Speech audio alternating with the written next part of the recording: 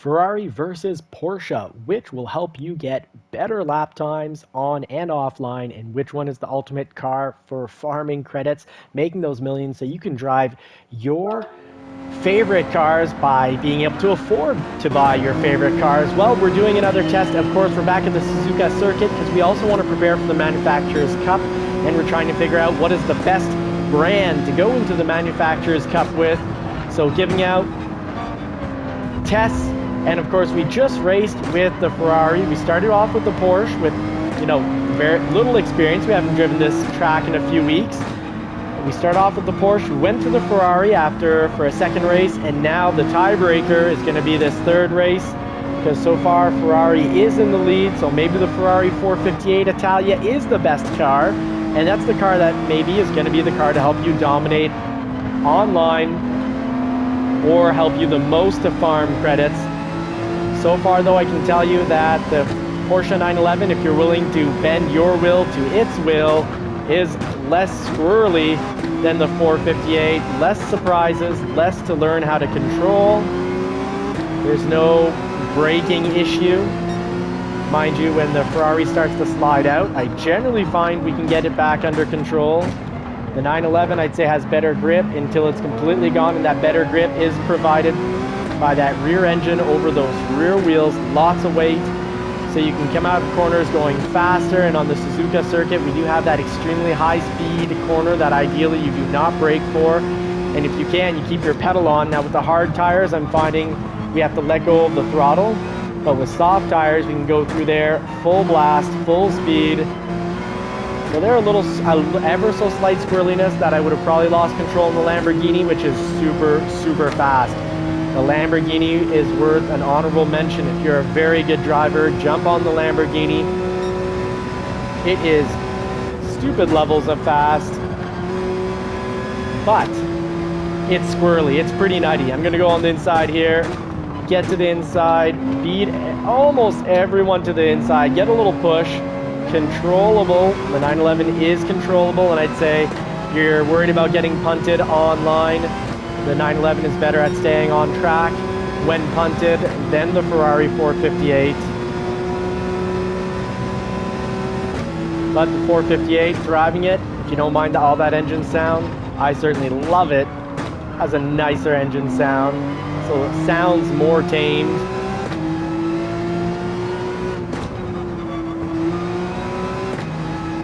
And that's due to the Ferrari 458's V8 flat plane crank.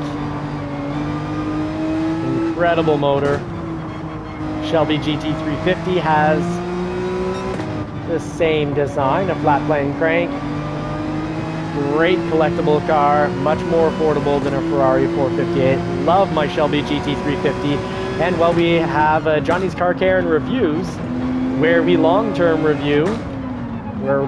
reviewing our 2017 Shelby GT350. So check it out. And help us out. It'd be really appreciated if you smash that thumbs up button, subscribe, use first gear to rotate through the corner, and the Porsche 911, the first gear is meaty. You can drive in it without worrying too much about completely sliding out or spinning out. That's one great thing about the 911. Ooh, a little defensive driving coming out from 5th position here.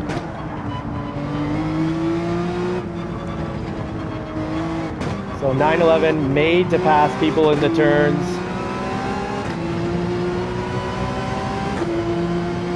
Getting up the pole positions here early on. The 911 feels less nimble because the steering's just a little heavier than the Ferrari 458. But it is really fast at high speeds and really stable and in control at these higher speeds. Ooh, almost had an accident there. Getting real close to this Mazda. Mazda, what are you doing? This is the Dream Car League.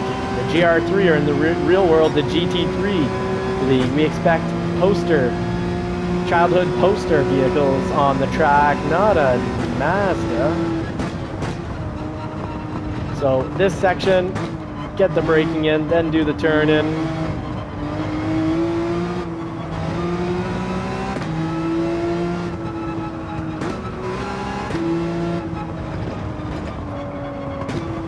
Oh, and we've gone off track. But the 911, not too bad at staying under control. Mind you, it feels like there's gravel in the tires. This thing's sliding around. So before pushing it too hard, let's get the gravel out. Getting pushed, not quite as bad as when you're online. Really not as bad. This is actually very respectable paint trading. If you're finding offline, online too frustrating, go offline, take the hot chili pepper races.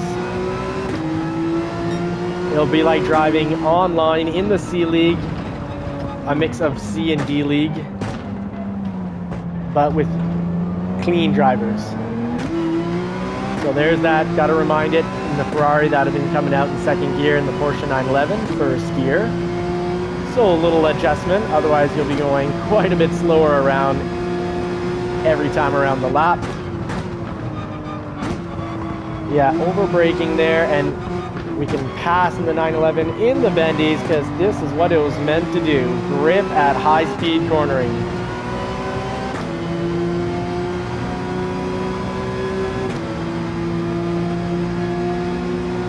Now, how are we gonna, oh yeah, we got time to set this up.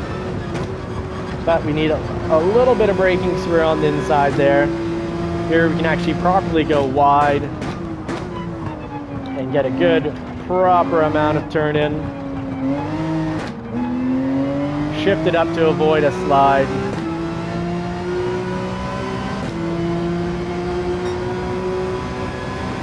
So now that there's not too much traffic, should be able to get this down to 206 hopefully.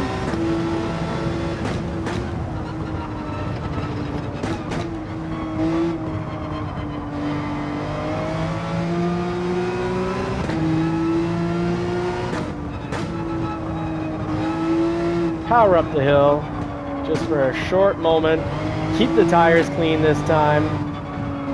The fact that we went out and still got a 209, not that bad.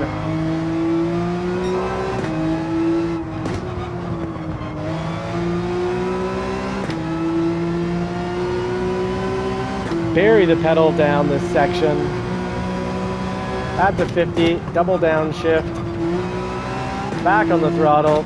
Double downshift again in the first, throttle on, and here we go. This will be a faster lap. Still trying to compare the Ferrari and the Ferrari 911 RSR with the Porsche. Get that first gear, rotation, but you actually have to take off in first with the Porsche 911 and the Ferrari. That may have been disastrous. You probably would have started sliding around.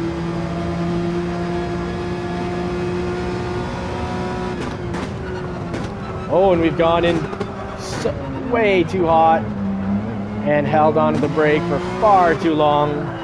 And there's getting back on with full gravel on the tires. Little off-road action. Still holding third though, surprisingly. Well, anyways, we have one last lap to actually get a proper test in. Need to beat that Ferrari lap time.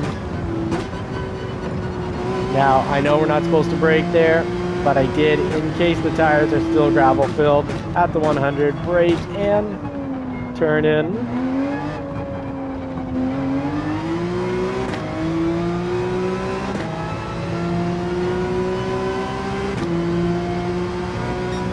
There we go. Let's get a fast lap in, get a great comparison for the Ferrari.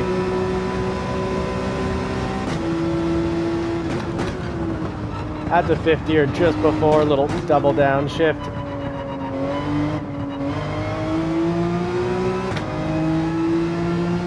Great handling from the 911 in these turns.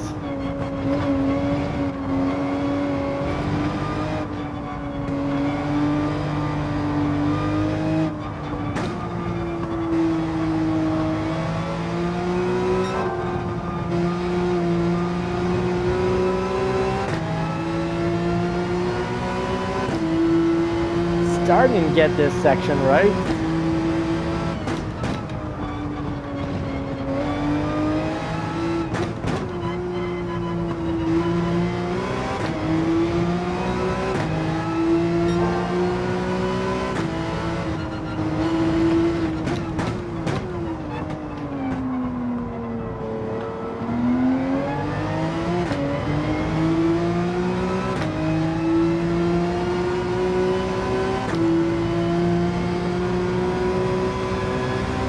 focused in, trying to get a faster lap than the Ferrari. So before the 50 this time, so we can let off the brake at the right time and get the turn in that we need.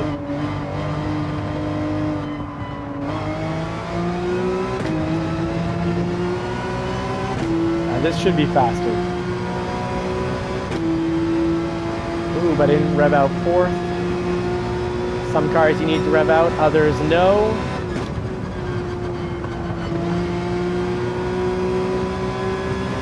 Lost time, I shouldn't have lost there, so won't take that away from the Ferrari.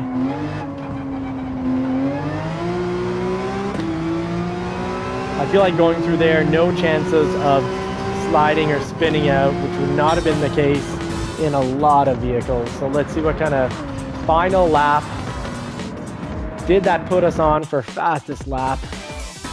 207.4, very, very similar to the Ferrari. I think the Ferrari had 207.1, but we didn't have as many laps to practice that because we went off the track a few times. So whatever you choose, it's about picking a vehicle that you can be consistent with. For quite a while, I found it quite a bit easier to be consistent with the Ferrari 458. But once you get used to the 911, I find it very easy to be consistent with. But if you're having trouble with either of those cars, I'd say don't go try the Lamborghini. That's another, it's the Huracant for many, it's the Huracan for some. In the hands of an expert, the Lamborghini is a Huracan, and in the hands of many, it's a Huracant because it's a little nutty, it's a little squirrely, it's hard to control. But if you want really easy cars to handle to start out with, and you want mid-engine, go with the NSX, go with the McLaren 650S. Great choices. If you want to go front-wheel drive to be able to spin out and direct the nose by spinning the rear, go with a front engine setup such as the GTR. Great. The Subaru BRZ is great. The Mercedes AMG, the Corvette, all great choices. Now the Mustang GT though in this, I find the back end is a little too squirrely for my liking. I know it can be very fast, but kind of like that Lamborghini, it requires some fine tuning and finessing on your part. You're not going to bend that car to your will. You need to have it bend your will to those cars. Now that's the Lamborghini and Mustang.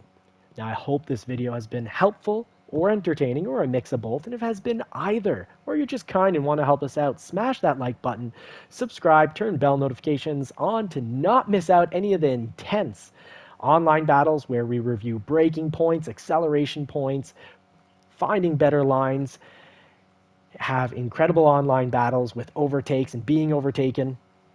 And we are working to go from 0 to hero, so join in, help us out in the progress, drop a comment, let us know what car you're using. You can also drop tips and tricks because I'm no pro racer, but the goal is to get there, folks. And subscribe, and because when you're part of the first 1,000 subscribers, well, you're part of the JCCR Racing Crew OG, their original crew. Thank you again for watching. Didn't quite bank all the money we wanted to there, but still working on getting used to, again, the Suzuka circuit. Great, great race circuit. Some of the world's best looking vehicles are in the GT3 class or GR3 Gran Turismo class. And I'm having a blast racing it, and I hope you are too. We're having a blast watching us get ahead. We usually start at the beginning of the week online with a new daily race where we really are zero, fighting to not be in last, and we usually finish the week fighting for and often finishing with a pole position. So that's the exciting aspect of this racing. Sometimes we start in absolute last from being punted or pushed back into last and can usually finish in 5th or 6th. So lots of position overtakes. Good, fun, clean racing here at JCCR Racing. Again, thank you so much for watching. Take care, folks.